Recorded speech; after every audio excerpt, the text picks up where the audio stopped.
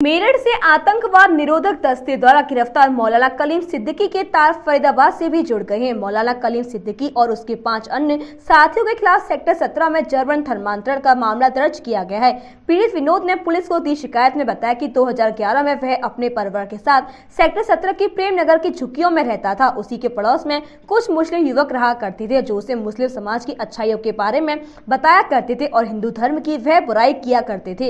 इतना ही नहीं, आरोपियों द्वारा विनोद को बीच में कुछ पैसे और अन्य जरूरी सामान भी दिए जाते थे। इसी के चलते वह उनके चंगुल में फंस गया। पीड़ित विनोद की माने तो उसे दिल्ली स्थित शाहीन बाग की एक मस्जिद में मौलाना कलीम सिद्दीकी से मिलवाया गया, जहां उसने विनोद को गले लगाते हुए उसका मंत्रतरण करवा दिया और उसका नाम नूर मोहम्मद रख दिया। उनके चंगुल से छूटकर आए विनोद ने बताया कि उसे गुजरात और यूपी में इस्लामी तालीम के लिए भेजा गया, जहाँ उसे हिंदू धर्म की बुराइयां और इस्लाम धर्म की अच्छाइयां बताई जाती थी। पीड़ित विनोद ने कहा कि मौलाना कलीम सिद्दीकी का एक साथ दिलशाद उसे पाकिस्तान में आतंकवाद की ट्रेनिंग के लिए भेजने की भी कहा करते थे, जिसकी वजह से वह हमेशा डरा रहता था। 2018 में उनके चंगुल से छूटकर आए विनोद ने फरीदाबाद में ही 2 साल गुमनामी से बिताए। 2020 में जब उसकी बहन की शादी का उसे पता चला तो वह अपने परिवार से मिला। परिवार के लोगों ने उसे समझाकर अपने साथ मिलाया और अब जाकर उसने सेक्टर 17 थाने में मौलाना कलीम सिद्दीकी समेत 6 लोगों के खिलाफ मुकदमा दर्ज कराया है। फरीदाबाद से मनोज सूर्यवंशी की रिपोर्ट। क्या नाम है आपका? किरण। क्या हुआ आपके बच्चे के साथ? क्या हुआ? मेरा बच्चा पढ़ता था 9 में जाता था। 9 में पढ़ने में बहुत अच्छा था जी। माँ बाप की बहुत इज्जत करता था। मेरे से बहुत सब लोगों से बहुत लगाव था, अपने भाई बहन से।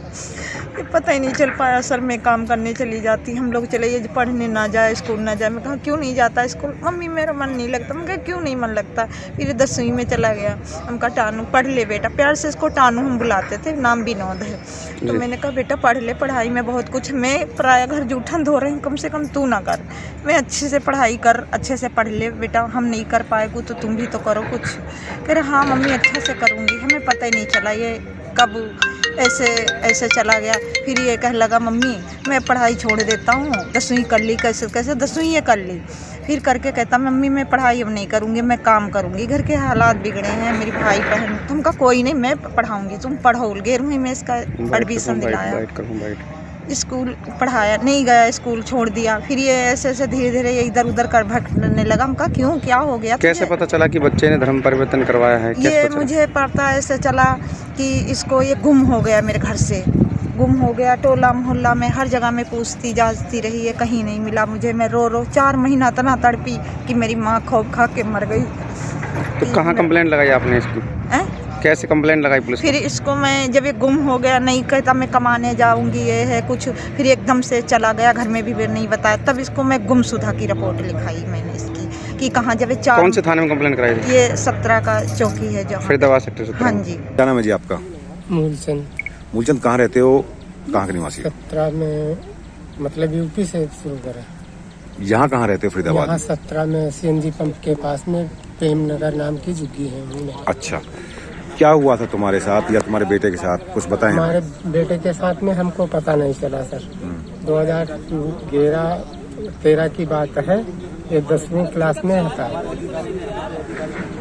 10वीं क्लास में स्कूल जाता था। मैं तो सर बेलदारी करता हूँ। अच्छा, बेलदारी करता हूँ। हम तो काम पर चले जाते थे, ये स्कूल जाता था। इसको बुला के अपना बातचीत करता था थोड़ा बहुत, और बस इतने में उसी के फुसलाने में आ गया। अपना स्कूल नहीं जाता था। 2 लड़की स्कूल भी जाती थी, वो चली जाती थी, ये जाता ही नहीं रहा। अच्छा, उसी के पास बैठा रहता रहा। क्या पता लगा लड़के के बारे में, कब पता लगा? लड़के के बारे में तो जब ये वहाँ गया, हमसे तो बोल नहीं गया, घर पे बोल के गया कि मतलब मैं जा रहा हूँ काम करने के लिए, कहीं 4-5 महीना बाद लौट के आऊँगा। फिर उसके बाद में 4-5 महीना हो गए आया। क्या नाम है आपका? विनोद कुमार मेरा पहले का नाम था। अच्छा, वो आवाज मत करो, कोई मतांतरण की बात सामने आ रही है। तुमने कोई मुस्लिम धर्म अपनाया था, कैसे हुआ, क्या घटना है? जी मैंने किसी के बहलाव फुसलावे में आ गया था। मैं शहजाद नाम। पूरी बात शुरू से बताओ आप, शुरू से क्या क्या हुआ आपके साथ, पूरी बात बताओ। मैं प्रेम नगर सेक्टर 17 355 मकान नंबर है मेरा जी। बाईपास पे रहता हूँ जी। और मेरे घर के सामने एक मकान है जिसका मकान मालिक का नाम अनीस है, और उसके घर में किराएदार रहता था शहजाद, जिसका नाम है। सिलाई गैस चूल्हे सिलाई रिपेयरिंग का काम करता था, बेचने का, और रिपेयर भी करता था। और उस टाइम मैं स्कूल पढ़ता था 2011-12 में। तो उसके साथ मेरी दोस्ती हुई, आना जाना हो गया उसके साथ में। तो उसने मेरे को इस्लाम धर्म के बारे में बताया कि हमारा मज़हब कितना अच्छा है, तुम लोग पत्थरों की पूजा करते हो, मूर्तियों की पूजा करते हो। तो हिंदू मज़हब का बुरा बुरा बोलने लगा उल्टा सीधा कि जिस मूर्ति की तुम पूजा करते हो कहीं नाली में पड़ी रहती है, कहीं इधर उधर पड़ी रहती है, बहाना मार के घर से निकल जाना और तुमको जमात में भेज देंगे 4 महीने की में। फिर मैं इधर वापस मेरे को ले आया इस्पाक सिद्दीकी और एक रईस खान मेरे को वहाँ से दिल्ली से लेके आया वहाँ से। फिर यहाँ पे मस्जिद में, सितारा मस्जिद में मशवरा किया इन लोगों ने। फिर मेरे को 4 महीने की जमात में गुजरात में भेज दिया इन लोगों ने। फिर वहाँ पे मेरे को इस्लाम के बारे में सिखाते थे, गैर मुस्लिम मज़हब के बारे में उल्टी सीधी बात बताते थे मेरे को। उल्टी सीधी मेरा माइंड वो कर दिया था पूरा कि मैं इन्हीं की बातों को मानता चला गया। फिर इन्हीं की बातों को मानता चला गया। फिर इसी तालीम में रहा। जब मैं वापस आया 4 महीने की जमात में से वापस आया और इन सब लोगों को मालूम था ये भी कि मैं जमात में हूँ, हर जगह हूँ। लेकिन मेरे घर वालों को मैं तो बहाना मार के गया था, इनके बहलाव फुसलाव में, इनके डर की वजह से इन लोगों ने धमकाया था मुझे। तो इस वजह से मैं घर वालों को बता के नहीं गया था, ये बोल के गया था कि मैं काम करने के लिए जा रहा हूँ। लालच देते हैं दुनिया भर के। विनोद, दो तीन चीज़ें हैं। पहले तो आपका नाम विनोद था, तो मुस्लिम बनने के बाद में क्या नाम रखा तुम्हारा? जब मैं मुस्लिम बन गया इन लोगों ने मेरा नाम नूर मोहम्मद रखा। ये हाथ पे भी इन लोगों ने बनवा दिया। मेरा ये निशान भी, ये ओम बना हुआ था, ये भी मिटवा दिया इन लोगों ने। बजरंग बली बना हुआ था, ये भी इन लोगों ने मिटवा दिया। गया था कहाँ का भेजा गया था, कौन कौन सी जगह भेजा गया था? मेरे को कितने दिनों के लिए भेजा गया था ये बता दो। ट्रेनिंग के लिए, जमात के लिए, तालीम के लिए 4 महीने के लिए 2 बार भेजा इन लोगों ने। कहाँ पे? एक बार तो गुजरात झालोद में गया था मैं, वहाँ पे 4 महीने लगा। ये कब की बात है? ये सर 2014 की बात है, 14-15 की बात। उसके बाद इन लोगों ने मेरे को भेजा 16 में। कहाँ? ये भेजा मेरे को रामपुर, टांडा बादली वहीं आसपास की जगह में, यूपी में। अच्छा, वहाँ क्या पढ़ाया था? वहीं पे भी यही तालीम देते थे जो गुजरात में दी वही यहाँ दी जी। फिर अलग अलग क्यों भेजा था आपको? ऐसे ही भेजा था सर, यही तालीम देने के लिए और उल्टी सीधी चीज सिखाते थे मेरे को। उल्टी सीधी क्या चीज सिखाते थे, खुल के बताओ। कि बस ऐसा भी कहते थे काफिरों से नफरत करो जी। उल्टी सीधी क्या क्या चीज सिखाते थे ये बताइए आप। वो बोलते थे कि तुमने अच्छा किया जो इस्लाम धर्म को कबूल किया ना, इसी पे जमे रहो। और ये जो गैर मुस्लिम होते हैं, मुसलमानों से जलते हैं फिरते हैं, ये हमको मारने के लिए वो कर रहे हैं, तैयारी चल रही है इनकी। तो ना तो ये दुनिया से ही जलाना इनको शुरू कर दिया जाता है, तो मरने के बाद तो वैसे भी जलेंगे। ऐसी उल्टी सीधी बात बताते थे मेरे को जी। कौन से? मेरा नाम सुशील है। सुशील जी, किस संगठन से जुड़े हुए हैं आप? हिंदू जागरण मंच, सामाजिक समरसता, ये दोनों संगठन मिलकर काम कर रहे हैं। अच्छा सुशील जी, कोई एक परिवार है जो मतांतरण का शिकायत आई है, मामला दर्ज कराया गया है और आप परिवार के साथ उसके हैं, क्या मामला था, ये कैसे हुआ?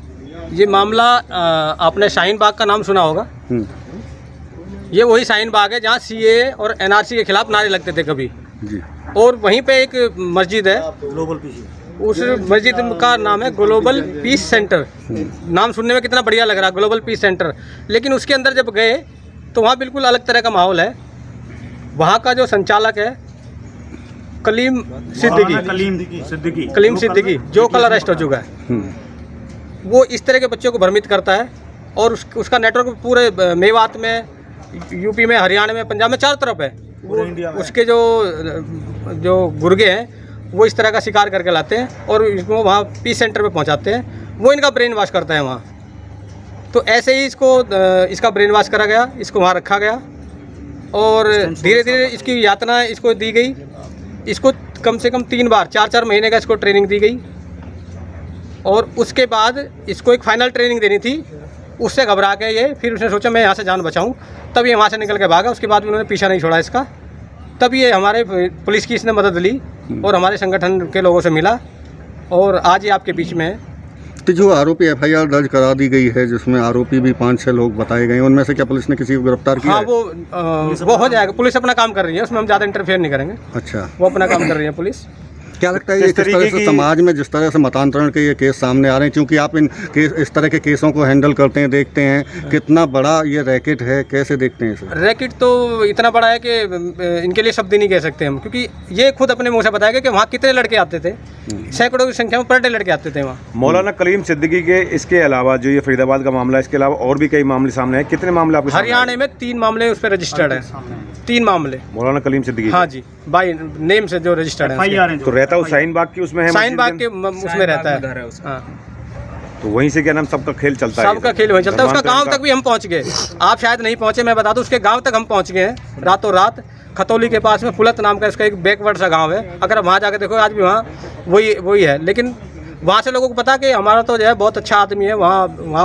गोपी कृष्ण हॉस्पिटल, जहां हड्डी एवं स्त्री रोग का आधुनिकतम उपचार होता है। खराब घुटने व कूल्हे का joint replacement, slip disc, sciatica, spondylosis आदि की spine surgery, high risk pregnancy की डिलीवरी एवं सिजेरियन, सभी प्रकार के फ्रैक्चर्स के ऑपरेशन, और मथुरा का एकमात्र टेस्ट ट्यूब बेबी सेंटर, जहां अनेक निसंतान दंपतियों को कृत्रिम गर्भाधान प्रणाली द्वारा माता पिता बनने का सुख मिल चुका है।